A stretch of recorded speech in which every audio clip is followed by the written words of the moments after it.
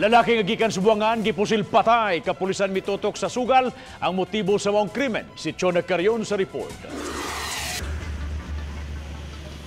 Dinhi sa W. Seno Street, Barangay Giso, Dakbayan sa Mandaue, gipusil sa duha ka mga nagmotorsiklong lalaki si Giovanni Colyamat, taga Barangay Alang-Alang, pasado alas 11 kagabi. Ang biktima kinsa na nag-iya og motor shop, nagmaneho sa iyang auto ug sa dihang padung na untang amo U-turn sa maong dapit, kalit lang kining gisabyan sa riding in tandem. Gipusil sa makadaghang higayon ang bintana sa driver side. 8 ka empty shells ug 2 ka slugs ang na-recover sa crime scene. Si Colyamat gidala pa sa tambalanan apan gideklarar nga dead on arrival. Dayon niya guan U-turn, bali pag U-turn gayon tong mga assailant. Ato na siya na kuan. Sa pasiunang investigasyon sa kapulisan, gikan ang biktima sa buwangan sa Tejero aron mamuwang apan gisunda na kini sa mga mamumuno.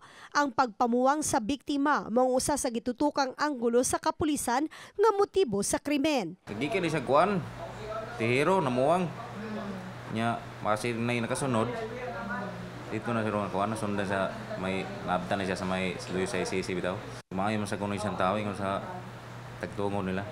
Uban ni Godfrey Rillen, Chona Carion, Balitang Bisdak.